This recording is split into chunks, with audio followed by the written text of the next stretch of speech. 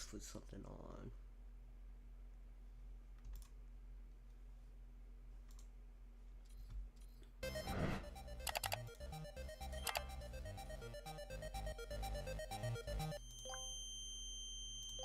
Guessing Broly doesn't have no. Boring. And I don't mean the platform as a whole, but I mean the games that are currently trending on Roblox. I mean, come on, it's filled with terrible games like this one. Wait a minute. That are honestly just not that fun for a college-age kid like me. But today, that changes. My goal is to make a very fun and high-quality RPG adventure game. I spent hours of my middle school years playing this fun game called Legend of Zelda Breath of the Wild. So I'm going to be taking a lot of inspiration from that to try and match the feel of that open world adventure style game. But to make a good adventure game like this, I'm going to need a really cool story. And here's a little bit of the game lore so that you can get excited. You and your friends are the sons and daughters of the current king and queen. One day, as you were playing out in the forest of the peaceful kingdom, a power-hungry dragon convinces all the creatures of the kingdom to join his side and overthrow the king and queen. Every single human is locked in the dungeon, except for you and your friends. Now you need to journey to the castle to save not only your parents, but the entire kingdom from this dragon. And that's the basic idea of the story. There's gonna be a lot more details and lore, but you're just gonna have to wait for the game to see it. Okay, now that we have the story, let's go ahead and start making the game.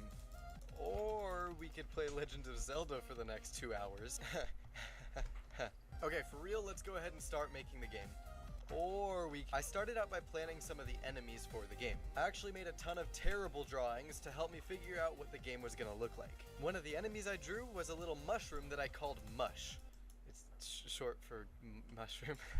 Get it? Because he's so small, Mush wouldn't be able to deal a lot of damage, and to give it a little flair, he was gonna front flip to move around. Oh, and by the way, if I make a room for all of these guys, that would be the Mush room.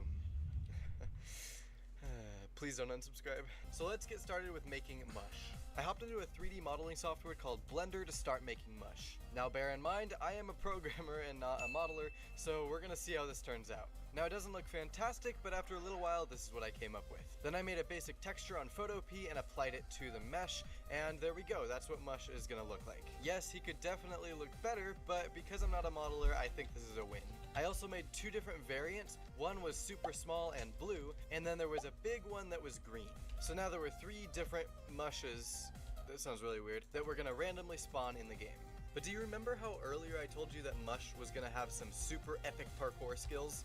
Yeah, he kind of just sits and falls over right now. So let's go ahead and fix that. Now the best way to do that, in my opinion, would be to create some animations for Mush. Now fortunately for me, I have a great reputation of being the world's best animator.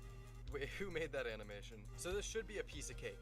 And by a piece of cake, I mean it'll take me several hours to finally figure out what the heck is going on because Roblox wasn't working and I spent 2 whole days trying to figure out. I'm not mad.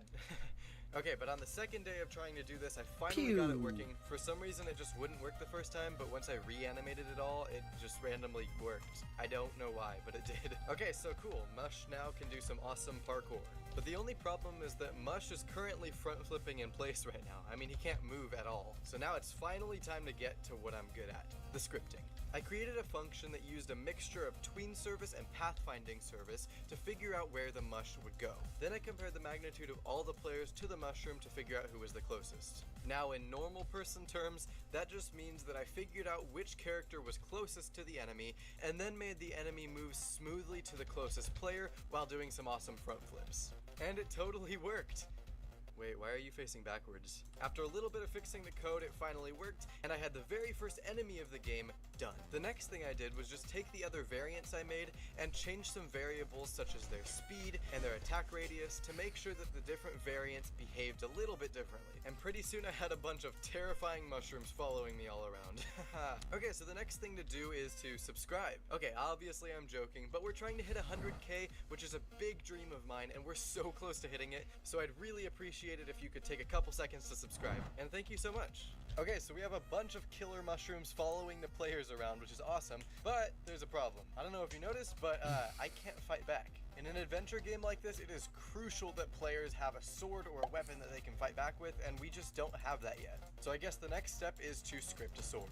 Now, as you progress in the game, I wanted the swords to get better and better, but you were going to start out with something simple like a stick. So I started by modeling a quick stick in Blender, which I then imported into Roblox, and it's time to begin scripting the sword system. I used what's called object-oriented programming to make the combat system. I'm not going to bore you with a detailed explanation, but basically that just means that I created my own sword objects to be able to reference later on. And in the process of making it, I almost indexed the sword's default table and translated it into English. That basically just means I have no idea what I'm doing. See, I rarely use object-oriented programming, but I'm trying to get used to it because it's supposed to be super efficient. Hey, nerd, nobody cares. Just move on with the video.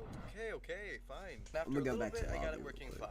I created a basic spawning in function that would set some default values for the sword, such as the name of the sword and how much damage it does. Then I created a new function for whenever the player swings the sword. In that function, I checked to see if the player had swung the sword in the last 3 seconds, and if they haven't, then I would just reset their combo. But having a combo wouldn't make any sense if I didn't have some different animations, so I guess it's time to go do some more animating. I made 3 total animations for the sword. One was a front swing, one was a back swing, and one was a big spin swing. Then I added the animations to the script, and now the animations were playing. Cool, so the basics work, but now it's time to actually damage the enemies. For that, I created an actual hitbox, like that would check to see if you hit something, and positioned it right in front of the player. Then I checked to see if any of the enemies were inside of that hitbox, and if so, I dealt damage to the enemy. Psst. I saw Dan Codes do something similar for a hitbox, so credit goes to him for this method. I also made this cool little health bar that'll smoothly tween when it gets damaged. And just like that, we can now damage enemies. Oh, and I also added some particles and sound effects to make it even more polished. And there we go, the combat system is done. Now there's one really small problem with this game, and that's that it's currently just a base plate. So there's currently no map in the game, and that's really important for an adventure game like this. So I guess I should start making the map. Now remember, I'm taking a lot of inspiration from Zelda and the open world feel that it has. And that means that the map is gonna be huge, like the biggest map I've ever built. Which means I'm gonna need some help.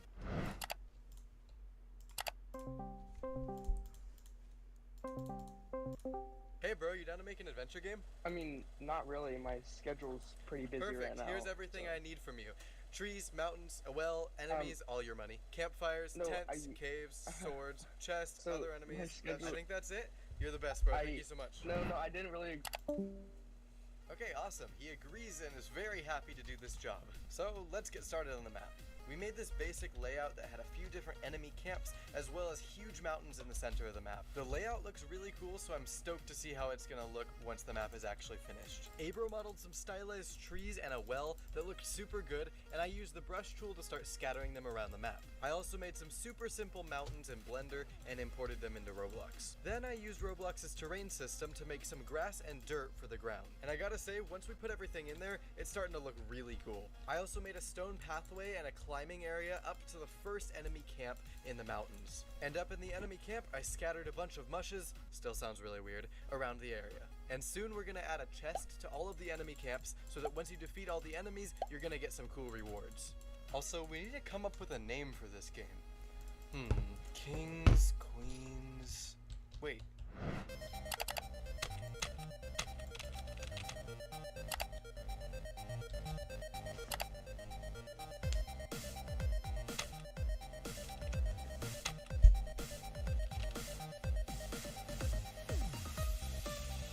I will be right back real quick.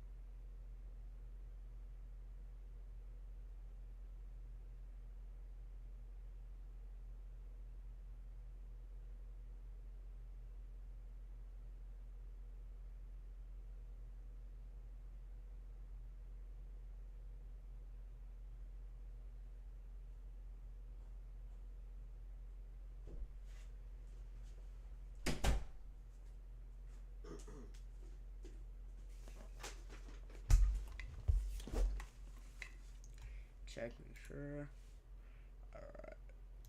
Alright. I'm gonna open Roblox Studio real quick. Probably gonna update the map in my game.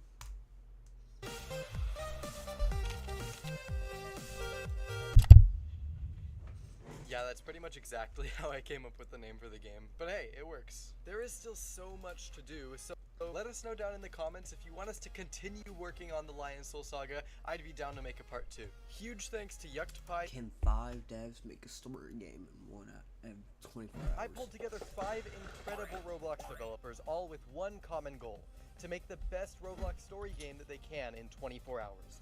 Most games take months, if not years, to create, so this is not going to be an easy task.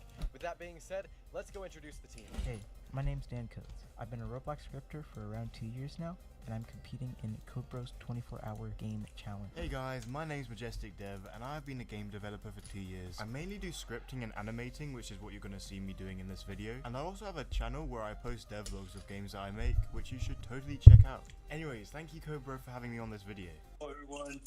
Hello everyone in America, this is me Broxy, sending to you live. It's my part of the video. Hello everyone, thank you all. Hey, I'm Mark, and I've been a Roblox dev for 4 years and can do scripting, modeling, building, and composing. You can follow my upcoming horror game project, Biohazard, or get a preview of what I can offer in this video as I rent out my life for the next 24 hours.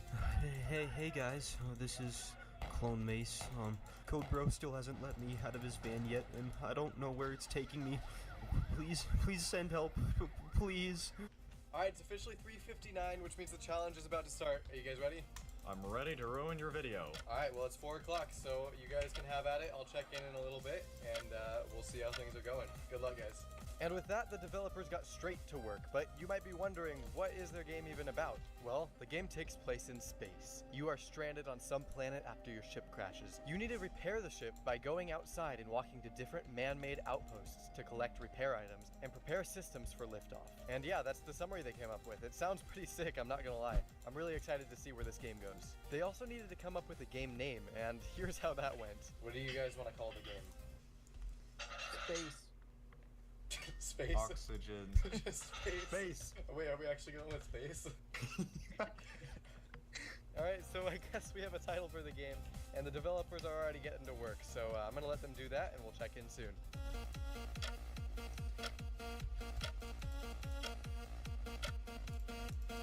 So I made this camera animation, and on the left it shows a first-person camera, and on the right it shows how it looks from the outside view.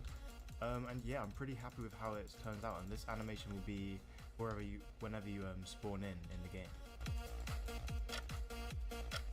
Alright, it's officially been 1 hour since the devs started making the game. Let's see what kind of progress they have done. So it looks like they have something called a space pipes, and they got a template for the character. They have a server script, and they're working on the Oxygen GUI. So they're making some progress. Let's go ahead and check in on the voice chat. Alright, you guys, it's been officially 1 hour since the challenge started. You're already an hour into the game. How's progress looking? I had some dinner. It was pretty good. Nice, nice. We've got so much done. That's what I saw. It looks like you got a whole, 3 things in this game. Yeah. Yeah. I don't know what you're talking about. I added some pipes just now. I've added a white frame to Wait, the let me come bottom in left corner. Come look at my animation I made. Why is that actually good? That's sick. Nice. Yeah, I made it in Blender. Nice, that's really good. Even though there was still a lot left to go, the good news was that they were all getting along perfectly. But I can't see inside it if it's not double-sided. You're not supposed to see inside of it. There's know, fuel maybe. going in here. Like, in what world do you need to be like, I need What to if- do a what if manual there's, hand like, a inspection. hazard I that need can to happen feel. where the I need to pipe put my opens hands up and all the fuel through comes the out. fuel. I need to see if Hey. it's up to code. Guys, let's stop talking about pipes. Alright, I'm gonna let them keep going and we're gonna check in a little bit. Alright, it is 6 o'clock, which means the devs have been at it for 2 hours at this point. You can see there's a little oxygen bar, which is really nice. Looks like Dan Codes might be doing something with this zone. I'm not too sure. So let's check in with the devs and see how things are going. Oh no, Alright. it's the supervisor. It has been 2 hours, you guys. You guys have 22 hours left. How are we feeling at this point? Have you done anything besides the Okay. pipe? I have, wow, whatever, I'll stream it. Yo, that. Oh, that's actually sick. What? Dan, what are you up to? So I was just working on the oxygen bar, so it actually depletes now. Oh, sick. Kind of you can't tell it's going down, but it works. And I was actually working on the sprinting. Yeah. Nice. So I'm not done with that yet though. Okay. The movement system feels a lot nicer now. Alright, well you guys have 22 hours left, so good luck. You guys have plenty of time. Good luck, guys. No taxation without representation. Alright, I just got done modeling a bunch of different props that we can use, starting with like stuff like the console, pipes, valves, which we're going to use in one of our tasks later at one of the outposts, as well as a rudimentary spacesuit that the player is going to be able to use on their character, among other items. Next up on the list is going to be a bunch more decorational props, but then my hope is to actually start using some I of these think I'm gonna in the trade actual game and see how the just other 'cause of the developers laser. use them. Alright, it's 7 o'clock.